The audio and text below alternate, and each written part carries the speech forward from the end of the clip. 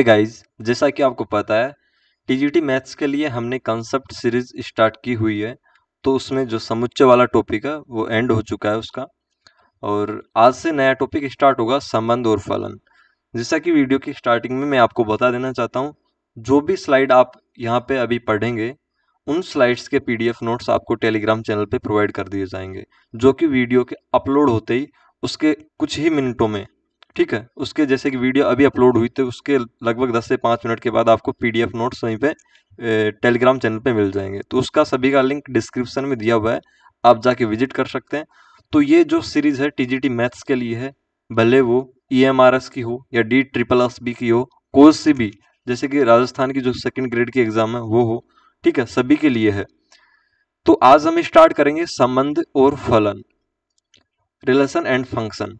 तो उसमें आज हमारा जो टॉपिक होगा ये है हमारा जो चैप्टर है संबंध और फलन, उसमें आज हमारा जो टॉपिक होगा जिसको कि हम पढ़ेंगे वो होगा समुच्चयों का कार्तीय गुणन। तो सब कुछ जानते हैं कि भाई हमने अब तक क्या क्या पढ़ लिया है और किस तरीके से इसको पढ़ना है, ठीक है। कुछ चीजें जो कि इस चैप्टर में आपको जरूरत पड़ेगी और उनको आपको बिल्कुल क्लियर करना जरूरी है, जो कि पिछले समुच्चय वाले चैप्टर से रिलेटेड है।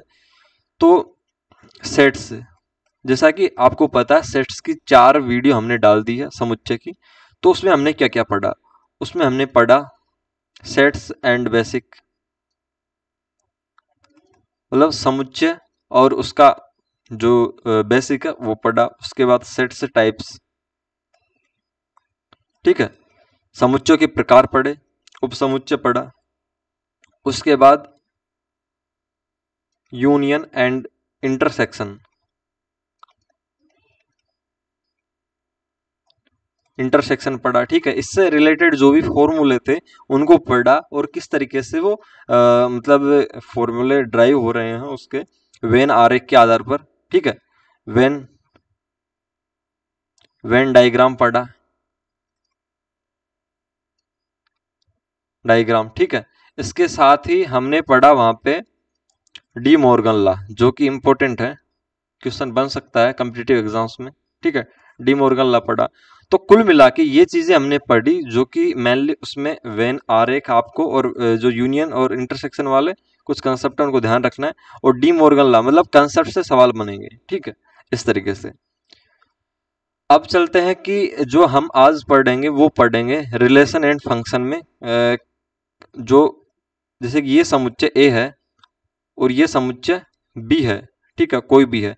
तो इनका जैसे कि हम लिखते हैं 4 रहा और 5 रहा, तो इनका गुणा कर देते हैं 20 प्राप्त हो जाता है, मल्टीप्लाई करते हैं तो 20 प्राप्त हो जाता है। इस तरीके से अगर दो समुच्चय हैं, ए बराबर 1 2 3, बी बराबर पी क्यू आर, तो उनका गुणा कैसे होगा, उनका मल्टीप्लाई कैसे होगा, वो आज हम इसमें टॉपिक में पढ़ेंगे। लेकिन मैं आपको कुछ चीजें बता देना चाहता हूँ जो कि इस चैप्टर में आना हमको अनिवार्य है, तब जाके ये चैप्टर आएगा जो कि समुच्चय से रिलेट करती है। वो चीजें हम समुच्चय में पढ़ चुके हैं, तो उनको वापस से रिवाइज कर लेते हैं।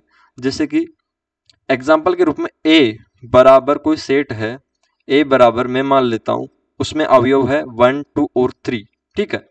तो हमने एन ए पढ़ा था, एन ए, एन जब लग जाता है आगे, ठीक है, किसी भी समुच्चय के, तो वो उसमें अवयवों की संख्या को प्रदर्शित करता है। यहाँ पे 3 अवयव है, 1 2 और 3, ठीक है। तो एन ए बराबर 3 हो गया। अब हमने क्या पढ़ा था, वहां पे एक घात समुच्चय पढ़ा था। घात समुच्चय क्या होता है, घात समुच्चय होता है कि जिस समुच्चय का हमको घात समुच्चय ज्ञात करना है, जैसे ए है, इसका घात समुच्चय अगर हमको ज्ञात करना है तो ए के संभावित उप समुच्चयों का समुच्चय होता है घात समुच्चय। जैसे कि ए के संभावित उप समुच्चय क्या क्या बनेंगे, तो घात समुच्चय को किससे दर्शाते हैं, जैसे कि पी फिर ए, ठीक है, पावर ऑफ ए। तो ये घात समुच्चय को दर्शाने का मतलब साइन है। तो अब घात समुच्चय क्या होता है, ए के संभावित उप समुच्चयों का समुच्चय, ठीक है। उप समुच्चय अवयव का रूप यहाँ पे लेंगे घात समुच्चय में। तो ए के संभावित उप समुच्चय क्या होंगे, तो दो चीजें मैंने आपको बताई थी, एक तो फाई, ठीक है, ये सभी का उप समुच्चय होता है, कोई सा भी समुच्चय हो। साथ ही इसमें जो प्रत्येक अवयव आएंगे उनको, जैसे 1, एक ये उप समुच्चय बन जाएगा ए का, इसके साथ 2, ठीक है, इसके साथ 3, ओके। उसके साथ हम 1 2 को ले लेते हैं, 1 और 2, ये भी उप समुच्चय बनेगा ए का। इसके साथ दूसरा उप समुच्चय बनेगा 2 और 3, ठीक है। इस तरीके से तीसरा उप समुच्चय बनेगा 3 और 1, ठीक है। पॉसिबिलिटीज यही है। तो एक चीज तो हमने बताई थी कि फाई प्रत्येक समुच्चय का उपसमुच्चय होता है। एक दूसरी चीज हम आप को बताए थे कि जो ये खुद समुच्चय होता है वह अपना ही उपसमुच्चय होता है, क्योंकि ए के सभी अवयव क्या ए में बिलोंग नहीं करेंगे। उपसमुच्चय की परिभाषा अगर आपने नहीं पढ़ी है तो पहले आप चारों वीडियो देखिए, तब जाके आपको ये प्रश्नावली समझ में आएगी, अन्यथा आप यहाँ से छोड़ के जा सकते हैं, ठीक है। तो जो उपसमुच्चय है उसकी परिभाषा क्या कहती है? अगर कोई समुच्चय बी है, जैसे कि मैं यहाँ से समझा देता हूँ, कोई समुच्चय बी यहाँ पे ले लिया हमने, इसके सभी अवयव, इसमें जो भी अवयव आ रहे हैं वो समुच्चय ए में आने चाहिए, ठीक है। तो आ रहे हैं समुच्चय ए में, 1 2 यहाँ पे, 1 2 यहाँ पे आ रहा है। तो इस कंडीशन में जब किसी समुच्चय के सभी अवयव दूसरे समुच्चय में आते हैं, जैसे कि यहाँ पे बी के ए में आ रहे हैं, तो उस कंडीशन में जो ये बी होता है वो ए का उपसमुच्चय होगा, ठीक है। ये वाला कंडीशन होगा। अब यहाँ पे क्या आप ये नहीं समझ पा रहे कि ए का उपसमुच्चय होगा? हाँ, ए का उपसमुच्चय होता है। जो समुच्चय होता है वो खुद का उपसमुच्चय होता है, जैसे कि ए बराबर 1 2 3 है, ठीक है। क्या इस ए के अवयव इस ए में नहीं आ रहे हैं, एजीटीज आ रहे हैं, तो ए का उपसमुच्चय होगा या नहीं होगा? तो प्रत्येक अवयव खुद का उपसमुच्चय होता है, ये मैं आपको बता चुका हूं। तो तीसरा हमको उपसमुच्चय मिलेगा 1 2 3, जो कि ए का उपसमुच्चय है, ठीक है, इस तरीके से। तो ये उपसमुच्चय के रूप में इसके अवयव है। तो कुल मिला के मैंने क्या बताया था, कोई भी समुच्चय है तो उसका घात समुच्चय क्या होता है? घात समुच्चय की परिभाषा है कि किसी भी समुच्चय का घात समुच्चय उस समुच्चय के मतलब ए के संभावित उपसमुच्चय, ठीक है, न कि अवयव। संभावित उपसमुच्चय क्या हो गया? फाई ए का उपसमुच्चय हुआ, ये 1 ए का उपसमुच्चय होगा क्योंकि 1 ए के अंदर बिलोंग करता है, ठीक है, इस तरीके से 2 3, ठीक है, इस तरीके ये सब के सब ए के उपसमुच्चय हो गए। तो घात समुच्चय की परिभाषा क्या होती है कि किसी भी समुच्चय का घात समुच्चय उस समुच्चय के उपसमुच्चयों का समुच्चय होता है, ठीक है। तो अगर आपको यहाँ पे थोड़ा डिफिकल्ट लग रहा है तो आप वापस से वीडियो को रिपीट कीजिए, अन्यथा उपसमुच्चय वाली प्रश्नावली और समुच्चय वाली प्रश्नावली की जो चारों वीडियो डाली कंसेप्ट सीरीज की, उसको देखिए, 100% क्लियर होगा, ठीक है। अगर आ गया है तो आप आगे बढ़िएगा यहाँ से, अगर ये वाली चीज समझ में नहीं आई है तो उस चीज को पहले क्लियर कीजिएगा। तो यहाँ पे एक फॉर्मूला हमको वहां पे मिला था, उसमें जैसे कि घात समुच्चय में अवयवों की संख्या ज्ञात करने का फॉर्मूला था। तो घात समुच्चय में अवयवों की संख्या मतलब NPA बराबर क्या फॉर्मूला मिला था हमको? वो मिला था 2 की पावर NA, 2 की पावर NA। NA क्या है यहाँ पे? 2 की पावर, ठीक है। जैसे कि ए समुच्चय, उसका घात समुच्चय PA, उसके अंदर अवयवों की संख्या कितनी है? उसका सूत्र होता है 2 की पावर NA, और NA क्या है यहाँ पे?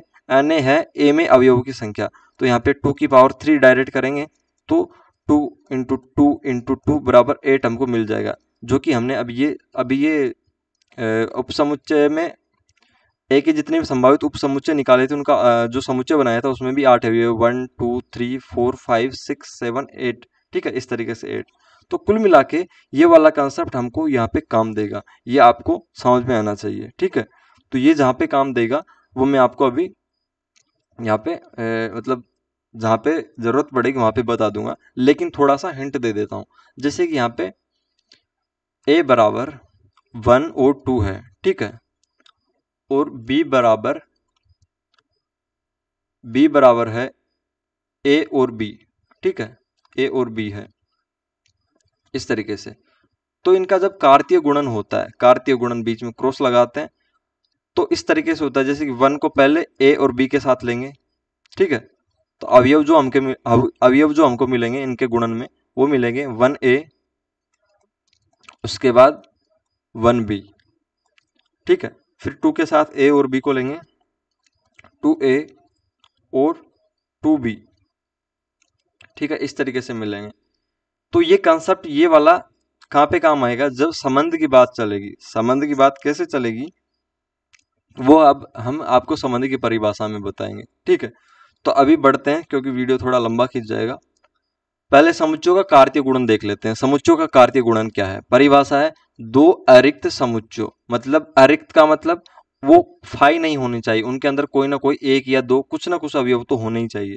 तो दो अरिक्त समुच्चयों P तथा Q का कार्तीय गुणन, एक मिनट कलर चेंज करने दो, का कार्तीय गुणन P क्रॉस Q उन सभी क्रमित युग्मों का समुच्चय है जिनको प्रथम घटक P से तथा द्वितीय घटक Q से बनाया जा सकता है। ठीक है, तो कुल मिला के कहना क्या चाह रहा है, अगर यहाँ पे P बराबर कोई समुच्चय है जिसमें 1 और 2 अवयव है, Q बराबर दूसरा समुच्चय उसमें A और B अवयव है, तो इनका जो कार्तीय गुणन होता है उन सभी में क्रमित युग्म का मतलब होता है जिस तरीके से कि हमने अभी मल्टीप्लाई करवाया था, यहाँ पे A क्रॉस B करवाया था, तो यहाँ पे A क्रॉस B में ये क्रमित युग्म थे। ठीक है, 1A 1B 2A 2B। तो इसमें क्या आपको ये कंसेप्ट पता चल रहा है कि भाई इसमें प्रथम अवयव तो प्रथम वाले में से, जैसे कि पहले A आ रहा है तो प्रथम अवयव A में से लेंगे। ठीक है, और दूसरा अवयव B में से आएगा। ठीक है, A B में से आ रहा है,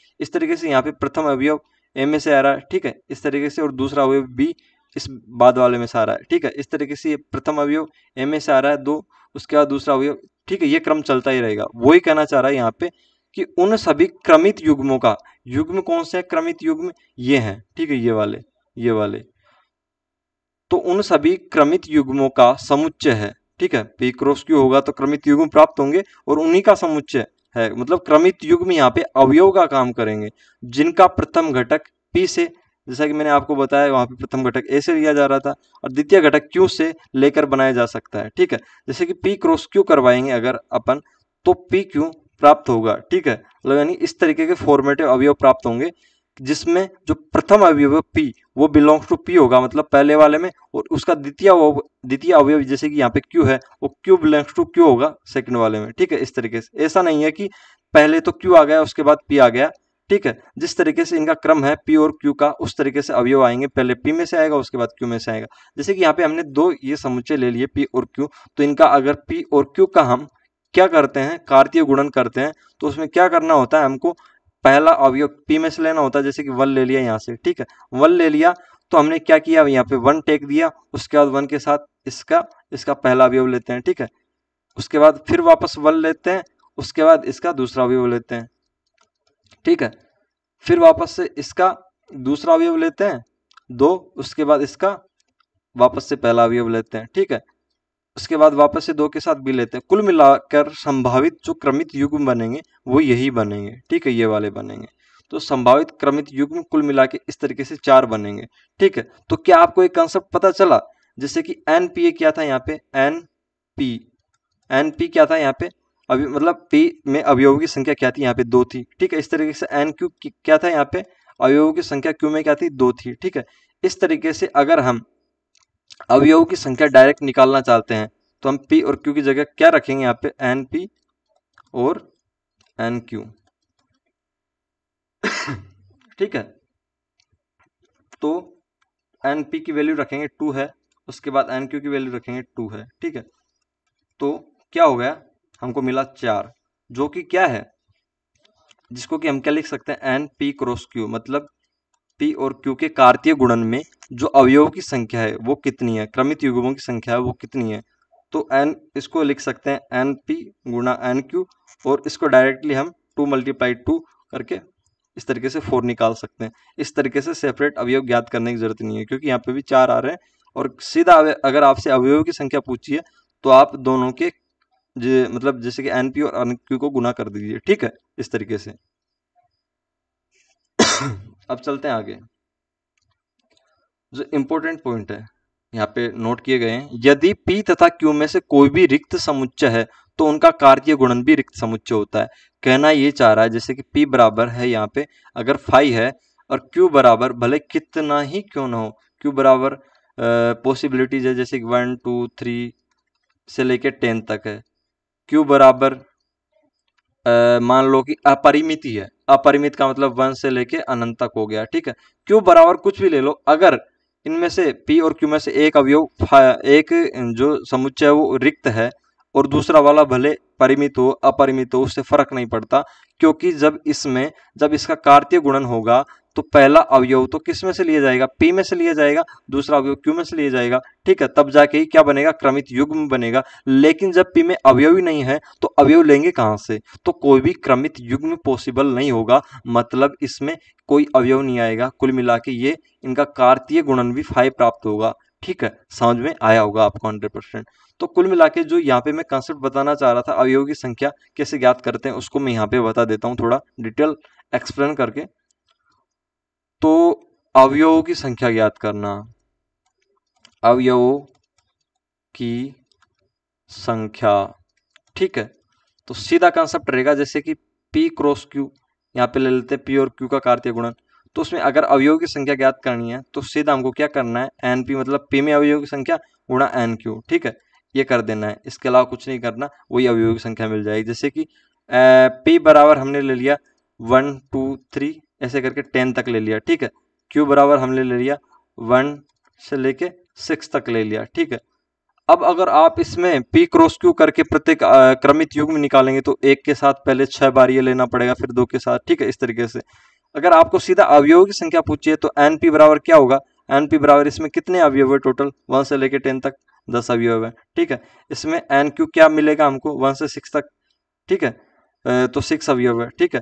तो अगर NPQ P क्रॉस Q निकालेंगे तो उसमें अगर सीधा अवयवों की संख्या आपसे पूछिए तो आप सीधा निकाल सकते हैं। NP रखिए यहाँ पे 10 और NQ रखिए यहाँ पे 6, ठीक है, तो ये 60 हो जाएगा, ठीक है। ये वाला कंसेप्ट आपको प्रायिकता में भी काम आएगा, वो इसी वीडियो में बताऊंगा कि कैसे प्रायिकता में काम आएगा। तो ठीक है कि अगर आपसे कोई ऐसे पूछे P क्रॉस Q मतलब क्रमित मतलब जो दो समुच्चय लेके उनका कार्तीय गुणन करवा देते हैं, कार्तीय गुणन, तो उसमें सीधा अगर अवयवों की संख्या पूछता है तो दोनों समुच्चय के जो अवयव हैं उनकी संख्या का मल्टीप्लाई कर लीजिए, वही संख्या आपकी निकलेगी, ठीक है। और यहाँ पे जैसे कि अगर आप इनके अवयव निकालना चाहते थे तो पहले क्या करते, P क्रॉस Q बराबर क्या मिलता अपन को, पहले मिलता जैसे कि 1 यहाँ से लेते, ठीक है, इसका 1 लेते, उसके साथ इसके 6 के 6 अवयव लिखते 1 1, उसके बाद इसी का 1, ठीक है, क्योंकि कंसेप्ट क्या कहता है, पहला अवयव P में से आना चाहिए और दूसरा Q में से। तो पहला P का ले लिया 1, उसके साथ Q के 6 अवयव उतार देंगे, 1 2, ठीक है, 1 3, ठीक है, 1 4, ठीक है, 1 5, ठीक है, 1 6, ठीक है, इस तरीके से। अब फिर यहाँ से 2 लेंगे, 2 के बाद इस तरीके से 6 बार दोहराएंगे, कुल मिला के इस तरीके से चलता रहेगा ये। तो इस तरीके से आप अवयव निकाल सकते हैं। ओके, तो आपको अवयव निकालना और अवयवों की संख्या निकालना आ गया होगा। अगर इससे संबंधित कुछ भी डाउट है तो वीडियो को यहीं पे रोकिए, सीधा कमेंट कीजिए नीचे, आपको कुछ ही टाइम में, ठीक है, जितना पॉसिबल हो सकेगा रिप्लाई मिलेगा 100%। अगर नहीं आया है समझ में तो कीजिएगा, ठीक है, अन्यथा आगे बढ़ते हैं।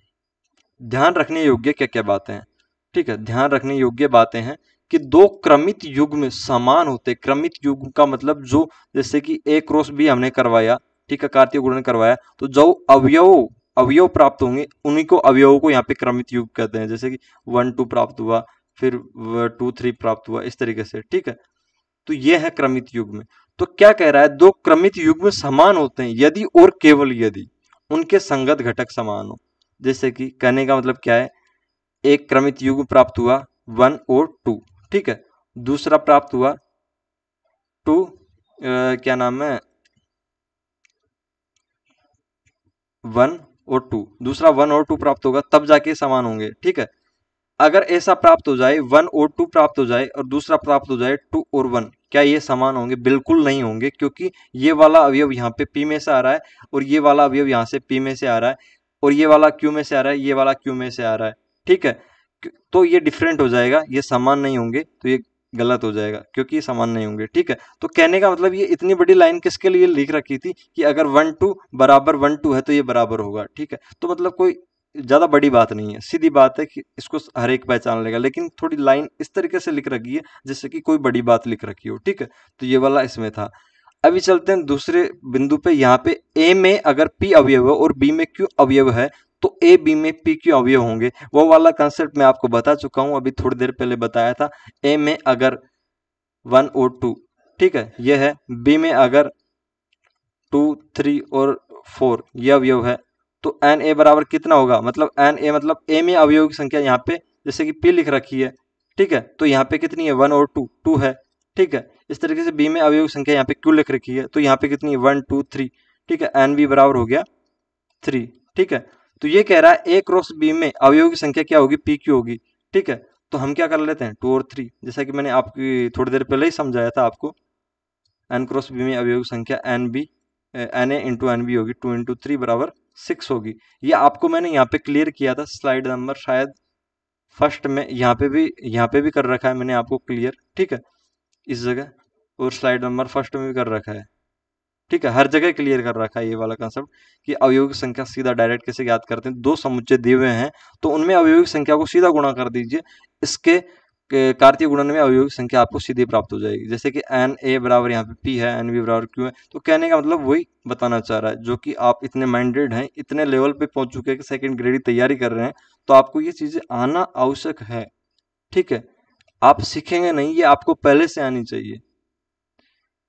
अब चलते हैं, यदि थर्ड नंबर, यदि ए तथा बी अरिक्त समुच्चय है, मतलब ए तथा बी खाली नहीं है, फाई नहीं है, दोनों में कुछ ना कुछ तो है, ठीक है, अरिक्त समुच्चय है, और ए या बी में से कोई अपरिमित है, ये कंसेप्ट है यहाँ पे, परिमित अपरिमित। मैंने बोला था कि आपको समुच्चय वाले चारों वीडियो देखने, वहां पे ये चीज समझाइए, ये परिमित अपरिमित क्या होता है। मैं सीधी भाषा में अभी बता देता हूँ, जिसको कि गिनना पॉसिबल है, जैसे कि इस टोकरी में कितने आम रखे हैं, गिनना पॉसिबल है, 50 रखे होंगे, 60 रखे होंगे, एक निश्चित संख्या गिनना पॉसिबल।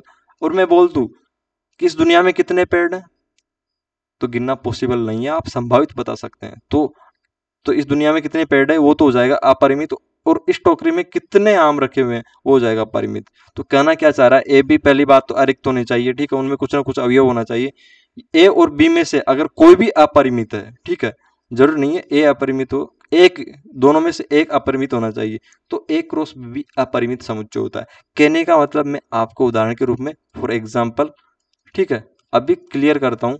ए बराबर अगर 1 और 2 है नॉर्मल, कुल मिला के एन ए बराबर कितना है, एन ए बराबर 2 है, ठीक है, और बी बराबर क्या है, बी बराबर है 1 2 अनंत तक है, अनंत का मतलब अपरिमित है, ठीक है। अब मैंने क्या कहा, यहाँ पे कहा था इन दोनों में से कोई भी एक अपरिमित हो, ठीक है, तो मैंने यहाँ पे बी को मान लिया, बी अपरिमित है, ठीक है, तो एन बी बराबर क्या हो गया, एन बी बराबर हो गया अनंत, ठीक है, एन बी बराबर अनंत हो गया। तो ए क्रॉस बी भी अपरिमित समुच्चय होता है, तो क्या आप ए क्रॉस बी ज्ञात करेंगे, ठीक है, जी हाँ करेंगे। तो उसमें क्या होगा, 1 को अनंत के बार लेंगे, तो कुल मिला के इसमें जो अवयव आएंगे 1 1, कुल मिला के सीधी बात हम लिख सकते हैं बिना किसी झिझक के कि अपरिमित प्राप्त होगा, अपरिमित होगा, ए क्रॉस बी होगा, अपरिमित होगा। और इसमें अवयव की संख्या पूछे तो आपको क्या करना है, n A cross n B, ठीक है, बराबर 2 इंटू इनफाइनाइट बराबर इनफाइनाइट, मतलब अपरिमित होगी, ठीक है, एन ए क्रॉस बी बराबर। तो इस तरीके से आप याद कर सकते हैं कि अगर दो समुच्चय दिए हुए हैं, अगर उनमें से दे दे कि कोई भी एक अपरिमित है, तो आपसे ऑप्शन में दे दिया जाए कि भाई इनका कार्तीय गुणन क्या होगा, कार्तीय गुणन क्या प्राप्त होगा, कौन सा समुच्चय होगा, परिमित होगा, अपरिमित होगा, कुल मिला के जो भी ऑप्शन दिया जाए तो आपको सीधा टिक करना अपरिमित पे, ठीक है। अब चौथा कंसेप्ट आ रहा है, ज्यादा इंपॉर्टेंट नहीं है, लेकिन जहाँ पे ए क्रॉस ए बराबर ए बी सी, ठीक है, A B C belongs to A, यहाँ पे ए बी सी क्रमित त्रिक कहलाता है। जैसे कि ए बराबर 1 2 3 हो गया, ठीक है, इसी तरीके से इसी ए को 3 बार मल्टीप्लाई करते हैं, ठीक है, तो 1 के साथ पहले, ठीक है, जब 3 वाला लफड़ा जाए, पहले इस अवयव कम कर लेते हैं, तब जाके थोड़ा क्लियर होगा, 1 2 कर लेते हैं, ठीक है, इस तरीके से। तो यहाँ पे 1 और 2 क्रॉस 1 और 2, ठीक है, फिर क्रॉस 1 और 2, पहले क्या होगा, पहले इन दोनों का कार्तीय गुणन करेंगे अपन, ठीक है, तो 1 के साथ क्या लिया, 1 के साथ लिया 1, ठीक है, इस तरीके से 1 के साथ दोबारा लिया 2, फिर 2 के साथ लिया 1, ठीक है, उसके बाद 2 के साथ लिया 2, ठीक है। अब इन दोनों का कार्तीय गुणन तो हो गया, अब इसका 1 और 2 के साथ करवाएंगे, ठीक है, तो ये दोनों आ जाएंगे इसके साथ, फर्स्ट वाला लेंगे, उसके बाद सेकंड वाला लेंगे, ठीक है, तो 1 1 और ये वाला 1 उठा लेंगे 1, उसके बाद 1 1 और ये वाला 2 उठा लेंगे, ठीक है, 1 1 और 2, ठीक है। इस तरीके से फॉर्मेट प्राप्त होगा। तो कुल मिला के जो 3 अवयव प्राप्त हो रहे हैं, ठीक है, जब 3 अवयव डिफरेंट प्राप्त हो रहे हैं तो कुल मिला के तीनों अवयव ए बी सी मतलब यानी कि ए बी सी जो भी प्राप्त होंगे, कुल मिला के क्या तीनों ए में बिलोंग नहीं कर रहे, तो ए में से ही प्राप्त होंगे ये तीनों अवयव, ठीक है। तो उस कंडीशन में जब ए इन तीनों का क्रॉस होगा, मतलब जो ए अवयव है उसका 3 मल्टीप्लाई करके मतलब कुल मिला के ए क्रॉस ए होगा। तो इस तरीके से इस श्रृंखला में आपको अवयव प्राप्त होंगे या क्रमित युग्म प्राप्त होंगे, जिसमें कि प्रत्येक ए बी सी ए में बिलोंग करेगा। तो इस जगह पे ए बी सी को अपन क्या कहेंगे, इस वाले जो अवयव को क्रमित युग्म को क्या कहेंगे, क्रमित त्रिक कहेंगे। त्रिक क्यों कहेंगे, क्योंकि इसमें 3 अवयव आ रहे हैं। मैक्सिमम केस में अपन 2 देखते हैं, जहाँ पे 3 दिख जाए वहां पे त्रिक कहलाता है, ठीक है। तो कोई बड़ा कंसेप्ट नहीं है, मैं आपको केवल एक क्रॉस ए 3 बार आ जाए तो उसको करना सिखा रहा था यहाँ पे। ये लाइन में कोई मतलब नहीं है। लाइन क्या कहना चाह रही है, एक क्रमित त्रिक होगा। आपको पता है एक क्रमित तो कहलाएगा पहले से ही, ठीक है, क्रमित युग तो कहलाएगा। त्रिक इसलिए क्योंकि इसमें 3 अवयव आ रहे हैं, तो कोई बड़ी बात यहाँ पे नहीं है, ठीक है। आगे बढ़ते हैं। ये वाला वेरी वेरी इंपॉर्टेंट, आंखें खोल लीजिए अगर नींद आ रही है तो, ठीक है। इतना इंपॉर्टेंट है, मतलब अगर छूट गया तो छूट गया, क्वेश्चन बन सकता है। A cross B not equal B cross A, example से समझते हैं। कुल मिला के कहना चाह रहा है ए क्रॉस बी मतलब ए और बी का कार्तीय गुणन बी और कार्तीय गुणन के बराबर नहीं होता, जबकि उनमें ए क्रॉस बी में अवयवों की संख्या बी क्रॉस ए की अवयवों की संख्या के बराबर होती है। तो कैसे समझते हैं, ऐसे ए बराबर अगर 1 और 2 है, ठीक है, और बी बराबर ए और बी है, ठीक है, इस तरीके से। थोड़ा गलत लिख लिया, समुच्चय वाला चिन्ह बनाना जरूरी है, ठीक है, अवयव नहीं है ये, समुच्चय है ए और बी। इनका कार्तीय गुणन करवाते हैं भैया। तो ए कहेगा मेरे को ए के साथ जाना है, ठीक है, जा जा भाई तू भी जा। फिर वापस से कहेगा बी के साथ जाना है, ठीक है, इस तरीके से क्रमित युग्म बनते हैं इनके। फिर वापस से 2 कहेगा मेरे को ए के साथ जाना है, फिर 2 कहेगा मेरे को बी के साथ जाना है। तो आपके दिमाग में एक ख्याल नहीं आ रहा होगा कि भाई पहले ऐसे करते हैं, ए यहाँ पे लिख देते हैं, ए के साथ एक को ले लेते हैं। भाई साहब बिल्कुल गलत है। आप यहाँ पे जैसे जिस तरीके से क्रमित युग में गुणा हो रहे होते हैं समुच्चय, उसी क्रम में आपको समुच्चय लेने होते हैं। क्रमित युग की परिभाषा यही है कि ए क्रॉस बी होगा, तो प्रत्येक जो क्रमित युग्म प्राप्त होगा ये वाला, उसमें पहला जो अवयव आएगा वो फर्स्ट वाले में से मतलब ए में से, और दूसरा जो आएगा ये वाला वो बी वाले में से आएगा, तब जाके क्रमित युग कहलाएगा। वो क्रमित युग की परिभाषा आप देख लीजिए यहाँ पे कि पी क्रॉस क्यू है, तो उन सभी का क्रमित युग्मों का समुच्चय जिनको प्रथम घटक पी से, ठीक है, और द्वितीय घटक क्यू से लिया जाएगा। तो वही तो मैं आपको यहाँ पे बताना चाह रहा हूँ मेरे भैया, मेरे सखा, ठीक है। तो ये वाली बात आपको क्लियर हो गई होगी। अगर हम बी क्रॉस ए करते हैं तो मेरे सखा पहला अवयव आपको बी में से लेना पड़ेगा, उसके बाद जो सेकंड एलिमेंट आएगा वो ए में से आएगा। तो ए को लेंगे पहले, उसके बाद एक के साथ एक ले लिया, फिर एक के साथ 2 ले लिया, ठीक है। फिर बी उठाएंगे, बी के साथ एक ले लिया और बी के साथ 2 ले लिया। क्या आप देख पा रहे हैं ए क्रॉस बी और बी क्रॉस ए में अवयव समान है? यहाँ पे तो उल्टा है सिस्टम, ठीक है। इसको ऐसे पलट के तो लिख नहीं सकते। तो सीधा पता चल रहा है, सीधा क्या पता चल रहा है, ए क्रॉस बी थोड़ा गलत लिख दिया भैया, माफी चाहते हैं, वापस से गलत लिख दिया। बी क्रॉस ए, ठीक है, ये किसी भी कंडीशन में क्या नहीं होंगे, इक्वल नहीं होंगे मेरे बाबू, ठीक है, इक्वल नहीं होंगे। लेकिन यहाँ पे क्या लिख रखा है, एन बराबर एन ए क्रॉस बी का मतलब ए क्रॉस बी में अवयवों की संख्या, और एन बी क्रॉस ए का मतलब बी क्रॉस ए में अवयवों की संख्या। तो हर कंडीशन में ये वाली कंडीशन मतलब सेटिस्फाई होगी। जैसे कि यहाँ पे 1 2 3 4 4 अवयव है, और यहाँ पे 1 2 3 4 4 अवयव है। तो यहाँ पे ए क्रॉस बी का क्रमित युग्म तो समान नहीं था, लेकिन इनमें जो अवयव आ रहे हैं यहाँ पे भी 4 आ रहे हैं और यहाँ पे भी 4 आ रहे हैं। तो क्या आपको दिख नहीं रहा है, यहाँ पे दोनों में जो क्रमित युग्म है उनमें दोनों का जो कार्तीय गुणन है उसमें क्रमित युग्मों की संख्या समान आ रही है। तो एन ए क्रॉस बी मतलब इसका मतलब क्या है, 4, ठीक है। एन बी क्रॉस ए के बराबर होगा, इसका मतलब भी 4 है। तो क्या आप, अगर आपको थोड़ा इसमें हेजिटेशन हो रही है कि भाई ये कैसे हो गया, तो आप क्या ये नहीं जानते कि 4 बराबर 4 होता है, 4 बराबर 4 होता है, उसी मायने में उसी की वजह से हमने लिख दिया एन ए क्रॉस बी बराबर एन बी क्रॉस ए होता है, क्योंकि अवयव की संख्या समान है, ये कहना चाह रहे हैं इससे हम। अवयव समान है ये नहीं कहना चाह रहे, ठीक है। अवयव समान है उससे इसका कोई मतलब नहीं है, केवल संख्या से मतलब है। इसमें भी 4 है और इसमें भी 4 है, ठीक है। तो एन ए क्रॉस भी संख्या को ही दर्शाता है, ठीक है। तो वो वाला समान होगा। तो ये कंसेप्ट समझ में आ गया होगा कि अवयव समान नहीं होंगे, ये इसको दर्शाता है, ये वाला पहला। और दूसरा दर्शाता है कि भाई एक एन ए क्रॉस बी और एन बी क्रॉस ए समान होंगे, क्योंकि ये अवयव की संख्या है, बराबर यहाँ पे 4 है, ठीक है। इस तरीके से अब चलते हैं अगले पे। अगला क्या है, ए क्रॉस बी, ठीक है।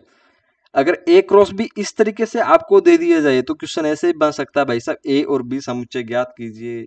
तो कार्तीय गुणन की परिभाषा आपने पढ़ी है, क्या पढ़ी है कि भैया पहला अवयव पहले वाले में से और दूसरा अवयव दूसरे वाले में से, मतलब ए 1 आया ए में से, 2 आया बी में से, ठीक है। फिर 2 आया ए में से, 3 आया बी में से, ठीक है। फिर 3 आया ए में से, 4 आया बी में से। तो लिख लीजिए ए बराबर क्या मिलेगा अपन को, 1 मिलेगा, 1 मिलेगा बाबू भैया, फिर 2 मिलेगा, क्योंकि उसके बाद ये 3 मिलेगा, ठीक है। तो ये ए हमको प्राप्त हो गया। उसके बाद बाबू भैया अगर बी लिखते हैं तो यहाँ पे लिखेंगे 2, ठीक है। फिर यहाँ पे 3 बी में आ रहा है, ठीक है, दूसरा अवयव है, ठीक है। उसके बाद 4 बी में आ रहा है, ठीक है। ये वाली कंडीशन तो आपको समझ में आ गई होगी, ए और बी समुच्चय हमने ज्ञात कर लिए। लेकिन बाबू भैया कभी condition different, different condition different, अगर डिफरेंट मिल जाती है, जब केस ऐसा मिल जाता है ए क्रॉस बी बराबर, ए क्रॉस बी मतलब ए क्रॉस बी का कार्तीय गुणन, ठीक है। ए और बी का कार्तीय गुणन बराबर मिल जाता है 1 2 1 4 1 2 1, अरे बाबू भैया 1 2, मेरे मित्र इस तरीके से अगर मिल जाए आपको 1 2 1 4 फिर 2 3, ठीक है। उसके बाद में 2 4 2 5, इस तरीके से अगर मेरे मित्र आपको मिल जाए तो आपको क्या करना है, आपको पहले तो इस तरीके से माइंड में कैलकुलेशन करना, वहाँ पे इतना टाइम नहीं रहेगा। फर्स्ट वाला ए में से, फर्स्ट वाला ए में से, ठीक है। इस तरीके से जो भी फर्स्ट वाले आएंगे वो ए में से, ठीक है। तो आपको पता है कार्तीय गुणन का कंसेप्ट क्या कहता है, फर्स्ट वाला अवयव हमेशा फर्स्ट वाले में से आता है, सेकंड वाला सेकंड में से, ठीक है। ये बी में से, ये वाला बी में से, ये वाला बी में से, ठीक है। इस तरीके से ये चलता जाएगा ये वाला।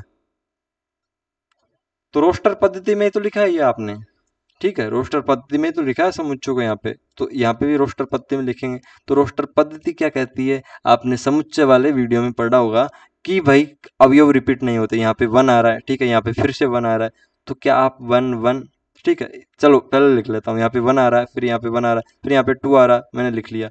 उसके बाद यहाँ पे 2 आ रहा है, ठीक है, मैंने लिख लिया, चलो। उसके बाद यहाँ पे भी 2 आ रहा है, मैंने लिख लिया।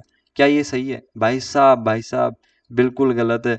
0 नंबर भैया, 0 नंबर, 0 नंबर, 0 नंबर मिलेगा, ठीक है। 0 नंबर मिलेगा भैया अगर ऐसे लिखते हैं तो, क्योंकि रोस्टर पद्धति में मैंने आपको इतने चिल्ला चिल्ला के, मतलब चिल्ला के नहीं, मतलब बिल्कुल प्यार से बताया था कि भैया क्या नहीं होता, repetition not allowed, repetition not allowed. अगर 1 2 बार आ रहा है तो एक बार ही लिखेंगे, 2 2 बार आ रहा है, 2 2 बार क्या कितनी भी आ रहा है एक बार लिखेंगे, रिपीटेशन नॉट अलाउड। तो ए बराबर 1 2 ये वाला करेक्ट होगा। इसी तरीके से बी में झांक के देखते हैं, बी में 2 आ रहा है, ठीक है, 2 लिख लिया हमने। फिर 4 आ रहा है, 4 लिख लिया हमने, ठीक है। उसके बाद 3 आ रहा है, 3 लिख लिया हमने। फिर 4 आ गया, नहीं लिखेंगे क्योंकि आ गया पहले से, रिपीटेशन नॉट अलाउड। फिर 5 आ रहा है, लिख लिया हमने। तो इस तरीके से ए और बी प्राप्त होंगे जो कि बिल्कुल करेक्ट होंगे। अगर आपने इस वाले के ऐसे जैसे के ऊपर टिक कर दिया, बिल्कुल गलत, 0 0 नंबर मिलेगा, ठीक है। आगे चलते हैं अगले कंसेप्ट पे, मतलब मजा आने वाला है, मतलब बिल्कुल एक तरीके से प्रायिकता वाला कंसेप्ट है ना, सिक्कों को उछालने का, पांचों को उछालने का, सब यहीं पे क्लियर होगा कुछ ही सेकंडों में। अगर ऐसा क्वेश्चन दे दिया जाए, ठीक है, तो इसका मतलब क्या है, इसका मतलब क्या है, ये बराबर का चिन्ह तभी आ सकता है जैसे कि मैंने ये वाली कंडीशन बताई थी, ठीक है। क्रमित युग्म बराबर होंगे जब एज इट इज बराबर हो, ठीक है। 1 1 1 के बराबर होगा, 2 2 के।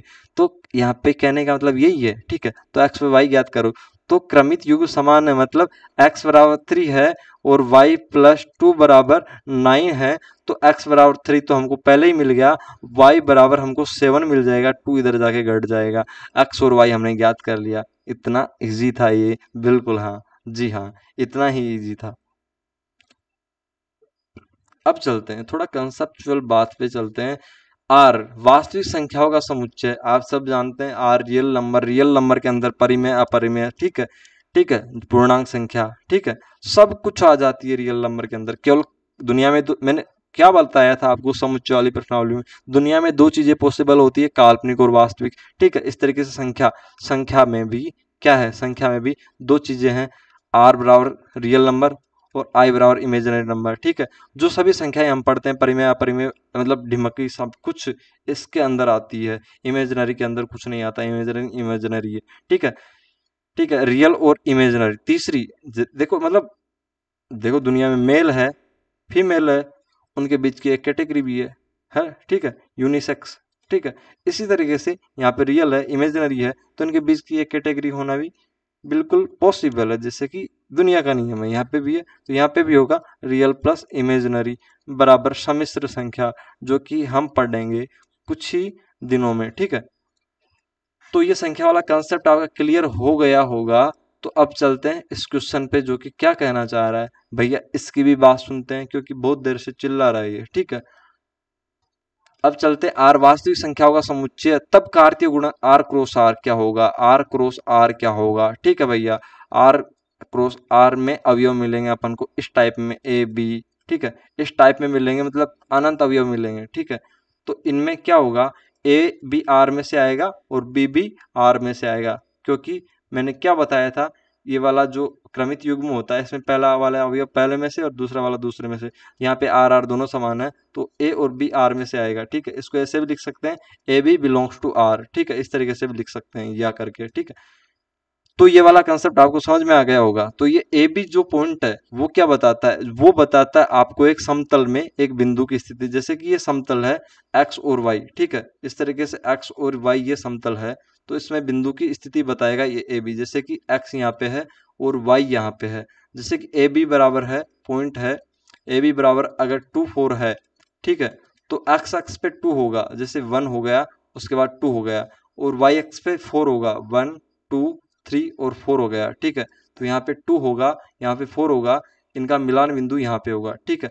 तो ये 2 4 को इंडिकेट करेगा, जो कि एक्स वाई एक समतल होता है, ठीक है, उसमें बिंदु की स्थिति बताएगा। लेकिन कंडीशन आती है ट्रिपल आर की, जैसे कि आर क्रॉस आर, ठीक है, तीनों का कार्तीय गुणन आता है, ठीक है, आर का 3 बार कार्तीय गुणन करते हैं, तो हमको जो बिंदु प्राप्त होंगे वो अनंत अनंत हमको क्रमित युग्म प्राप्त होंगे, लेकिन उनका जो पैटर्न होगा ए बी सी टाइप में होगा, ठीक है, और उसमें ए बी और सी तीनों बिलोंग करेंगे आर के अंदर, बिल्कुल करेक्ट है, ठीक है, इस तरीके से।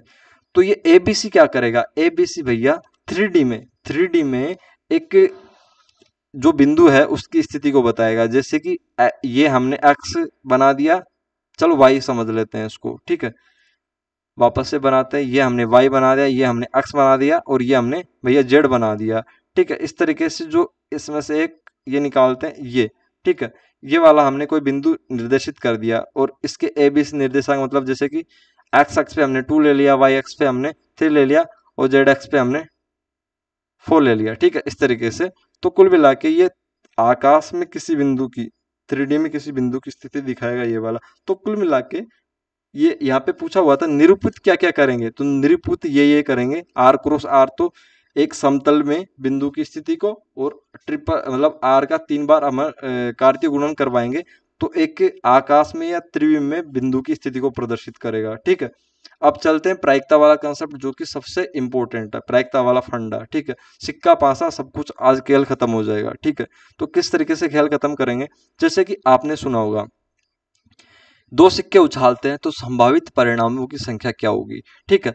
तो सिक्का सिक्के में कौन कितने पहलू होते हैं, 2 पहलू होते हैं भैया, एच और टी होते हैं, ठीक है।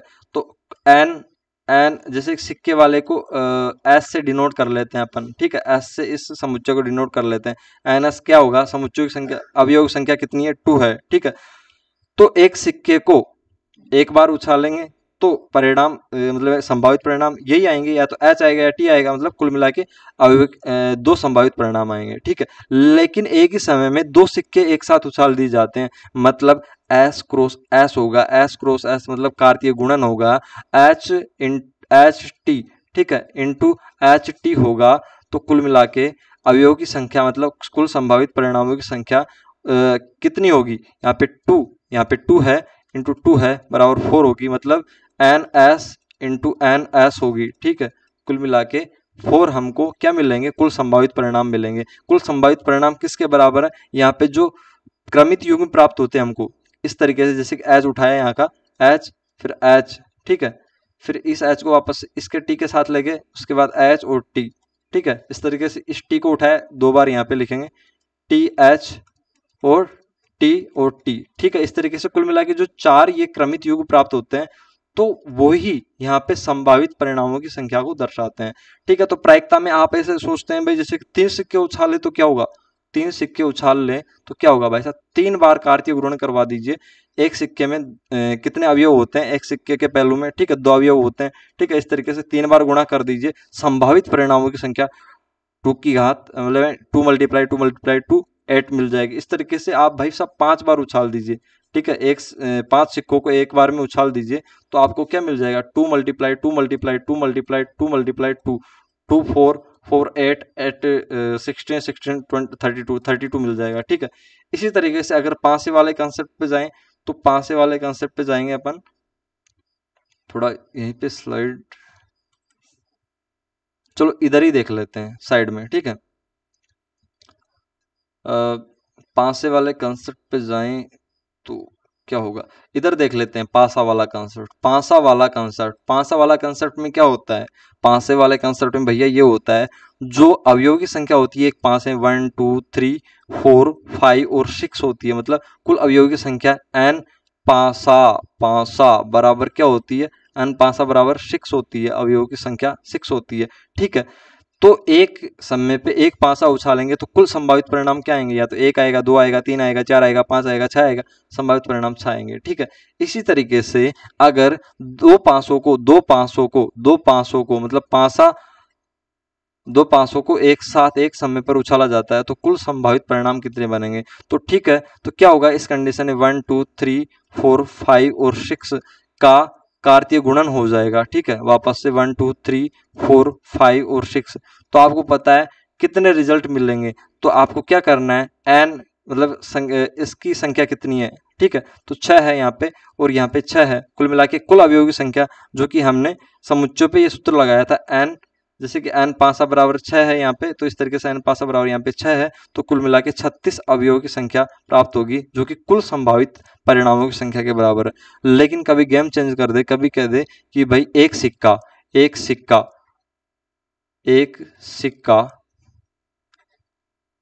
थोड़ा चिन्ह बना देते हैं, एक सिक्का और दो पासा, एक सिक्का और दो पासा अगर एक साथ उछाले जाते हैं, एक सिक्का और दो पासा अगर एक साथ उछाले जाते हैं, तो फिर अवयवों की संख्या जितनी होगी उतनी कुल संभावित परिणामों की संख्या होगी। तो एन सिक्का बराबर मतलब दो अवयवों की संख्या कितनी होती है, सिक्के के समुच्चय में 2 होती है, 2 परिणाम पॉसिबल होते हैं। इसमें एन पासा बराबर परिणामों की संख्या कितनी होती है, जैसे कि 1 2 3 4 5 6 6 होती है एन पासा बराबर, ठीक है। इस तरीके से 6 कुल मिला के, जैसे कि हम समुच्चयों के कार्तीय गुणन में अवयवों की संख्या निकालते हैं एन ए गुणा एन बी से, ठीक है। इस तरीके से यहाँ पे कंसेप्ट लगाया एन सिक्का एन पासा, ठीक है। तो 36 मल्टीप्लाई 2 2 1 7, ठीक है। तो कुल मिला के 72 हमको क्या मिलेंगे, संभावित परिणाम मिलेंगे। इस तरीके से आपसे कुछ भी क्या न उछलवा दे, जैसे कि तीन सिक्के उछलवा दें आपसे, तीन सिक्के और दो पासे एक साथ उछलवा दे, तो आप क्या करेंगे, आप करेंगे 2 मल्टीप्लाई 2, क्योंकि 3 सिक्के आ रहे हैं और 2 बार पासे आ रहे हैं, तो इस तरीके से कुल संभावित परिणामों की संख्या। तो क्या आपका प्रायिकता वाला कंसेप्ट यहाँ पे क्लियर नहीं हुआ, जी हाँ क्लियर हुआ है। तो कुल संभावित परिणामों की संख्या, जो कि आपके लिए कल तक एक तरीके से रटने का साधन थी, हो सकता है अगर आपको पहले से आता हो, वरना आपका आज ये कंसेप्ट क्लियर हो चुका है। क्योंकि उसमें कार्तीय गुणन वाला कंसेप्ट लागू होता है। ठीक है, तो इस तरीके से आप कुल संभावित परिणाम वाला जो प्रायिकता वाला कंसेप्ट है आज इससे जाने होंगे कार्तीय गुणन से। तो आज के लिए इतना ही था। थैंक यू फॉर विजिटिंग अस। ठीक है, जेएमडी आईएएस यूट्यूब हब की तरफ से आपको मतलब यानी कि थैंक यू बोला जा रहा है, आपने यहाँ पे विजिट किया और हमारे चैनल पे कुल मिला के वीडियो देखा। और तो अगर इतना कर लिया है तो जो सब्सक्राइब है वो भी कर दीजिए। ठीक है, जिससे कि आपको आगामी अपडेट्स मिलते रहें, आगामी वीडियो मिलते रहें। तो कैसा लगा वीडियो आप कमेंट सेक्शन में बताइए। जहाँ पे डाउट है वहीं पे पॉज कीजिए वीडियो को, तुरंत जाइए कमेंट सेक्शन में डाउट लिखिए, उसके बाद वीडियो को कंटिन्यू कीजिए। ठीक है, वीडियो जब भी समझ में आएगा जब आपने 1 2 3 और 4 चारों वीडियो देख रखी है समुच्चय वाली। ठीक है, तो चलिए, जय हिंद।